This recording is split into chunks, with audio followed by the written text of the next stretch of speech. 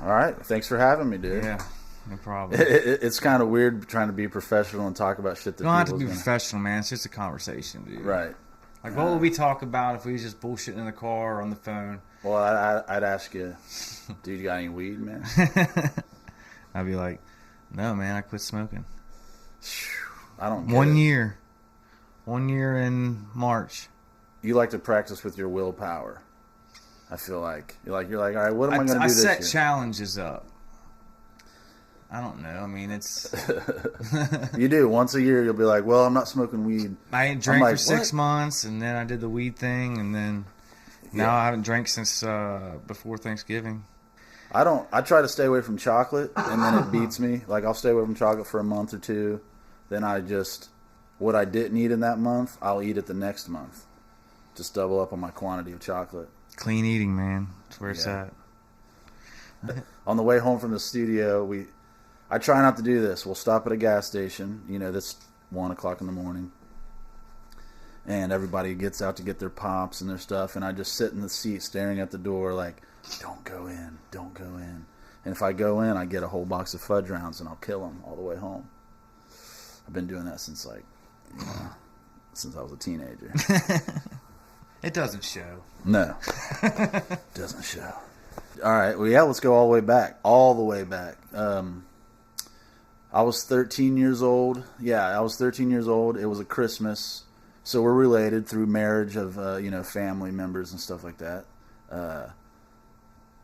So we're at family Christmases and Thanksgivings and stuff. Which would have made me, how many years younger am I than you?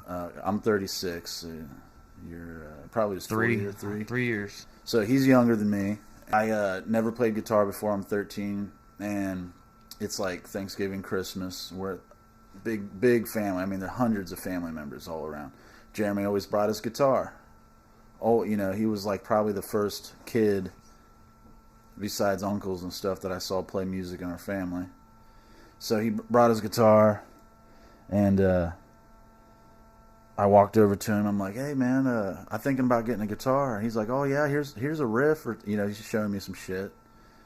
So after the dinner, I go home, and he says, what, a year later, whatever. It felt like later. A year. Taught you 7 Mary 3, Water's Edge, I think that's what it was. Yep. And it was like another year or maybe 2 years after it was another Christmas. You came back playing fucking Kill 'Em All, all of Metallica songs. All kinds of Metallica songs, fucking shredding, and I'm still playing basic chords. Like, what the hell? But you're writing songs and stuff. I'm learning how to play the damn guitar. Metallica showed me like literally all the fundamentals that I wasn't listening to Metallica then though. I didn't get until that's right. Matt Jones, a guy that worked out with my dad.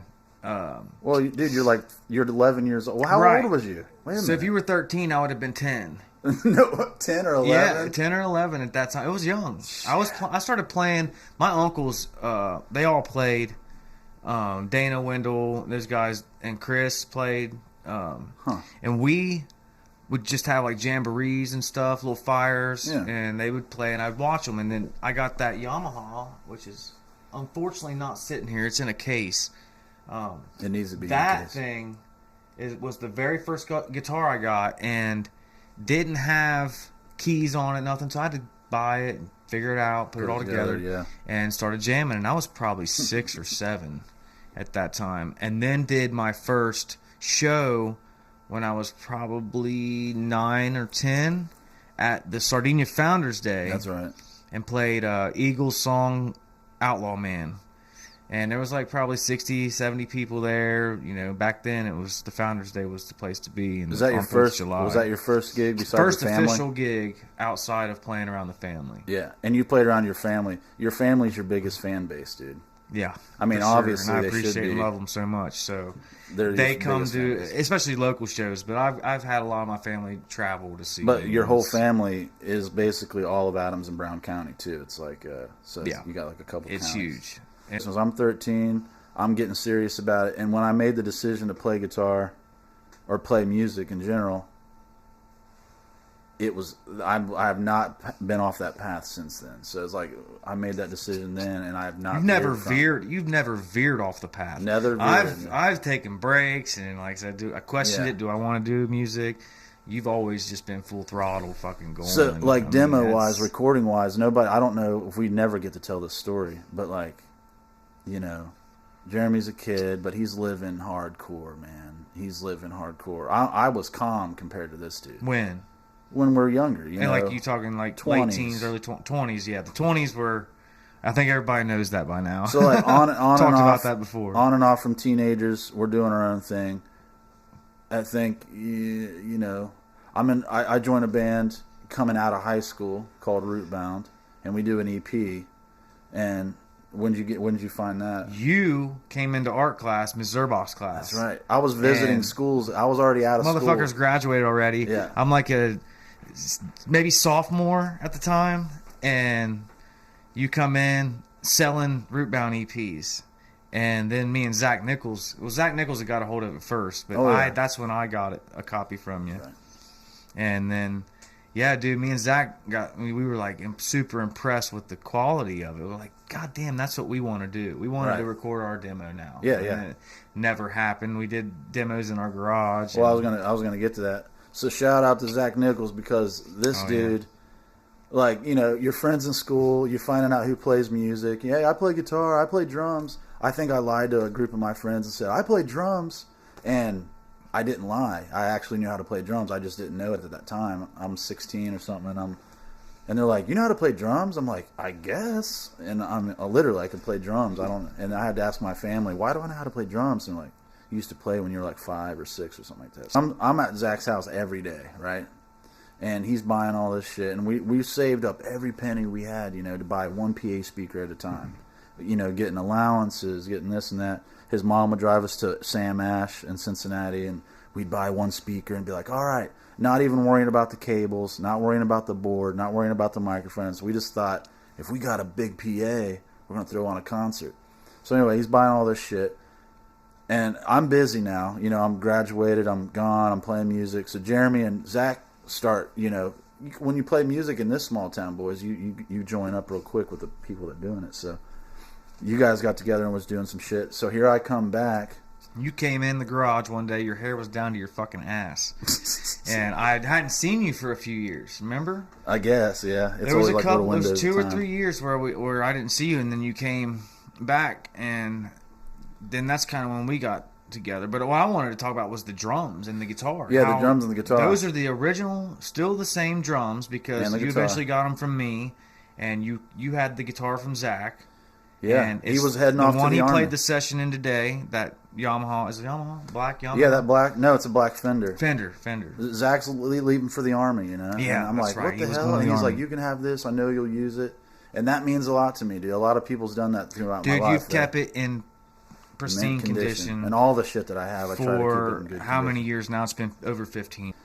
So, no, shout out, because that's early development. And we're still using it, playing shows like crazy. I mean, it's... I played over 100 shows. And if it weren't for you, that would never happen, because I would have lost it. I lost 90% of the shit I got back then. Dude, I've only pawned a few things in my life, dude. Like, yeah. And I shouldn't have pawned, like, a lap steel that I had. I pawned it. But, so, like, still growing up, this guy, you know, he had a garage, and it was like a small studio, practice space.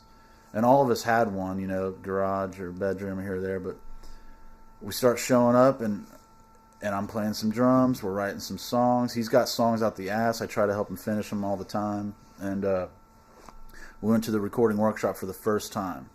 This is Jeremy's first 05, time. I think it was. And I was 21. I just got married. And you know, I'm in a rock band and getting married. I still ask myself, what the hell? Yeah, we go to the recording workshop. This dude falls in love with that place. Ends up going to school there. Records. That's a whole nother year that goes by. But he would show up at the house randomly, and we'd work on we wrote Wasted. And that's when we took it to the recording workshop. That's right.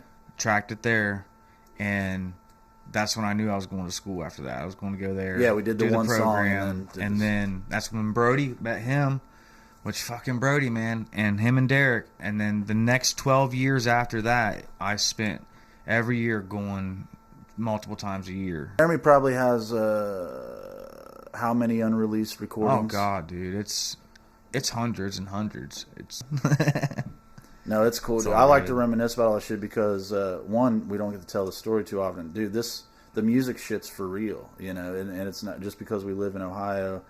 Believe me, dude, everybody I meet, it's like, get out of Ohio. And it's like, there's just something about it that adds to what we're doing. As far as the music goes, I love playing local gigs. I don't have a problem with it at all. They're money makers too. So, well, all these people know us, dude, and that's like the longevity. Man, I've been watching you play for 15 years. I'm like, Jesus, man. When I feel the time's right to put something together, and I always feel like it's right, but getting everybody together on the same page, trying to get a band going, it's like you've been able to continue with it with Rootbound, and now you've got See You in the Funnies where it's even more guys in the band, and trying to manage that whole situation. Yeah. And then doing Ghost Mountain. The Ghost Mountain thing is pulling like me, Jake, Zach, Alan, all of us together. Oh yeah, Nathan, whoever else, Nathan, Pat, Chris Lute, yeah. So that's the Ghost Mountain project. Is all and of it started. And it's random shows. They're always different. They're supposed to be. That was beautiful. The point. It's just a form of art. You know, they call it a music collective. It's a music collective, yeah. And it's supposed to ever be changing. You know, I'm inspired hugely by, you know, Maynard Keenan. You know, he's in 3 bands and he makes it work. And you know, you look at your hours of the day, you look at your projects. I can see the process of making a record in my head. It takes months, and if you're working fast, we just made a record that took us 3 years, but I'm super proud of it. You know, like. And not 3 years of time. That's all that matters, man. 2 days at a time. I keep telling myself that every day. It doesn't matter if nobody listens to it. If I like it, I enjoy it. What I write, what I record, I'll still put it out.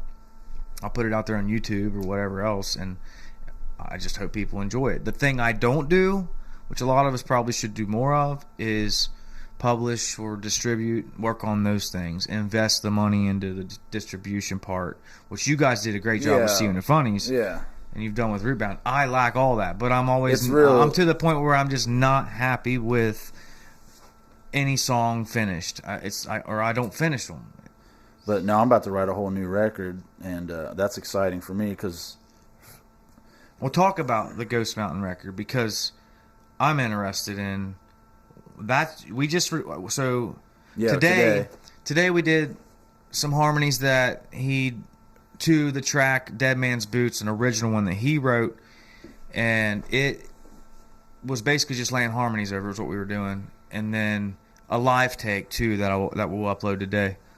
But do you have any other originals? Yeah, I got little pieces. Like, you know, I keep getting on him about it. Like, I got words. Where's the originals? I got words and riffs sitting in a basket. You just got to get in there and put the puzzle together. But no, like, you know, I've been working with bands. You need 4 or 5 songs for an EP. Just right. Maybe even 3. No, I was just gonna do a single at a time or do, you know. Well, this is a good one to start with.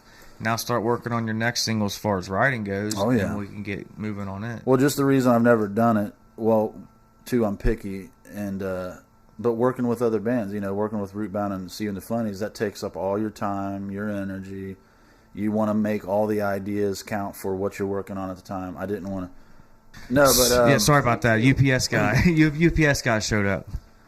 But yeah, so focusing on all those projects, you know how it is.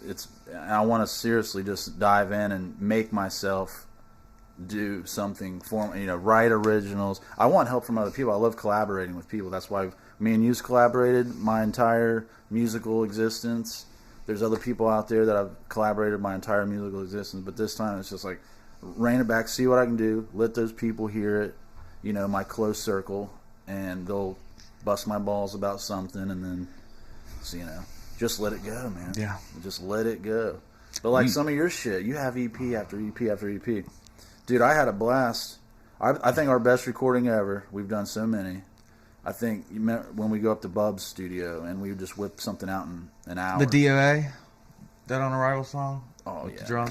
We went in and basically within an hour, probably if that, we set up mics on this drum kit and acoustic condenser or acoustic and condenser, and real quick tracked it to a click, and then I went in the other side of the studio, recorded his drums, and when we played it back, because we were kind of sound checking a little bit, once we played it back, the acoustic and the drum sounded so fucking good together. And the drum sounds is what impressed me the most, like, because that's one of the hardest things to get is good drum sounds. On this past year, where people like us and a lot of people were forced to not be able to do their work or like what we do, playing music in bars, how many of us got creative inside when we couldn't go out and play bars?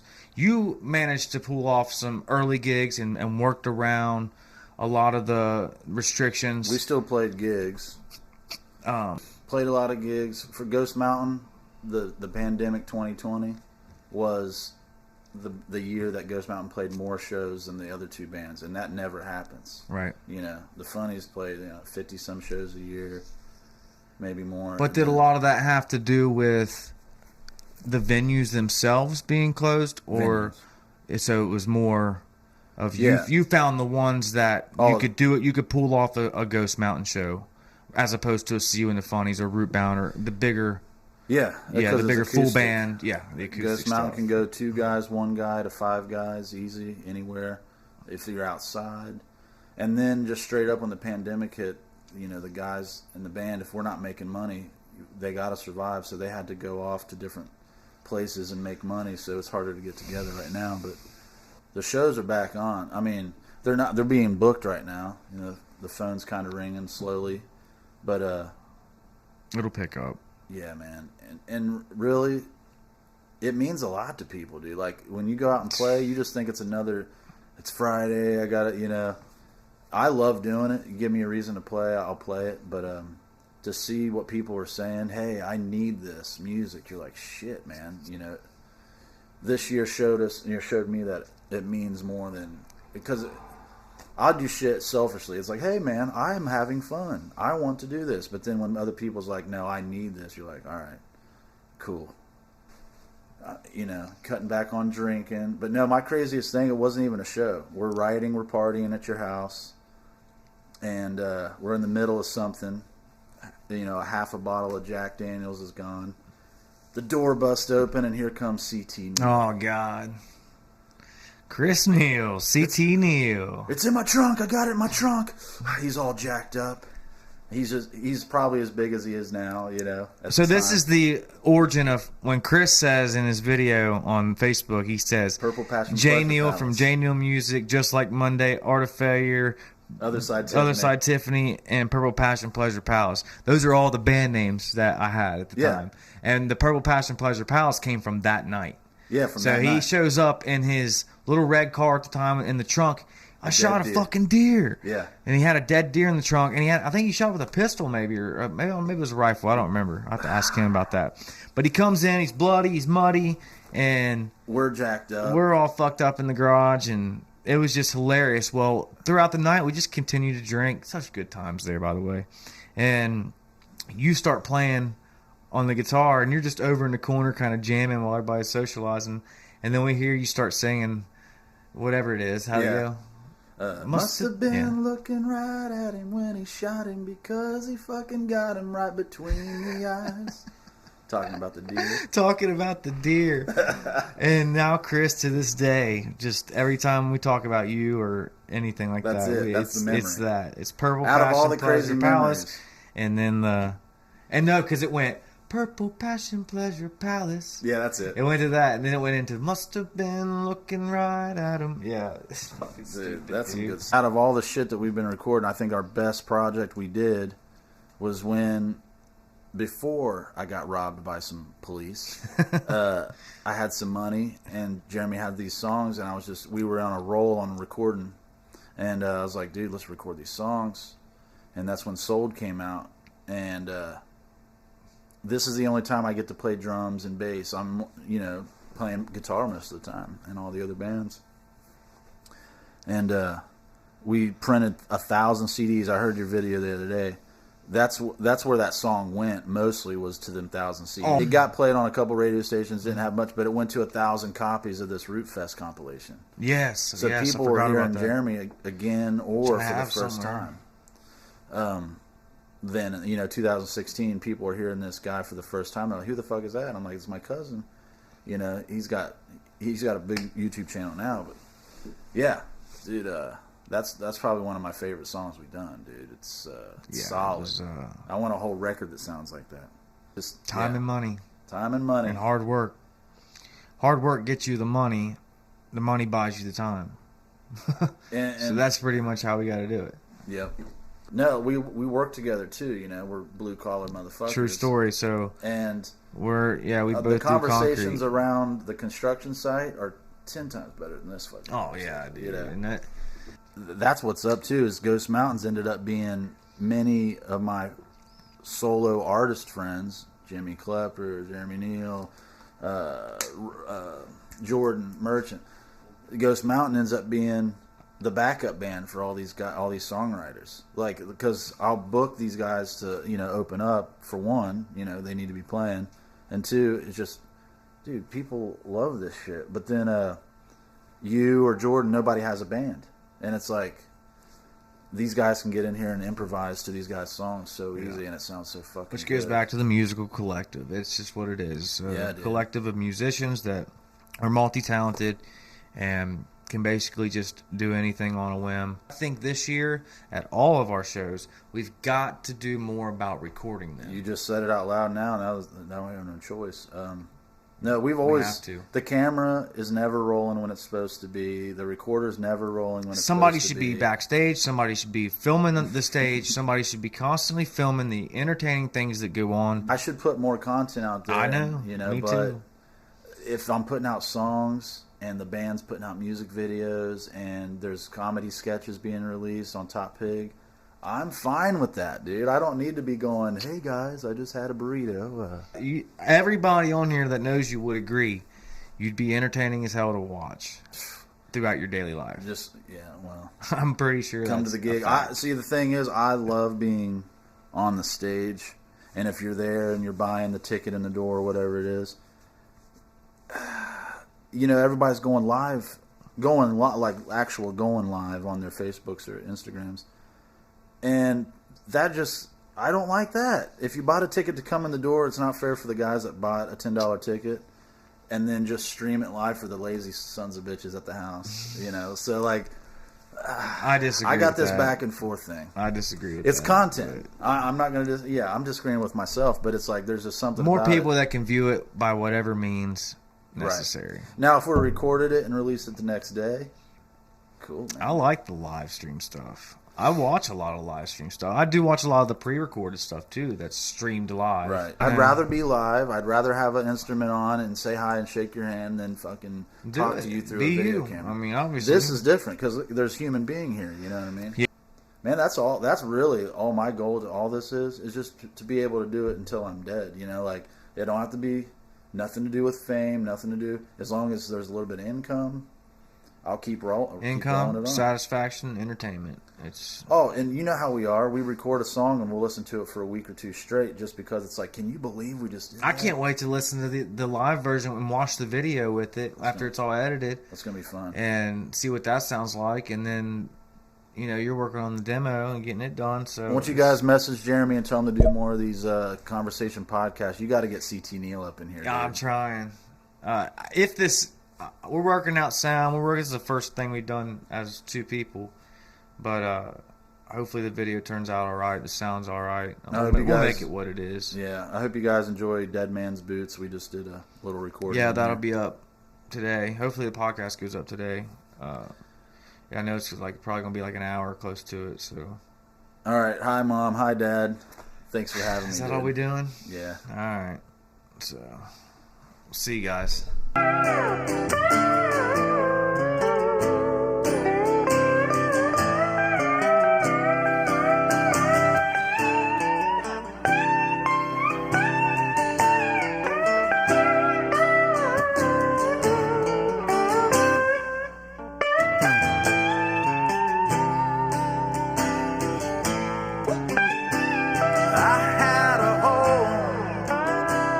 Third world from nowhere 10 years ago.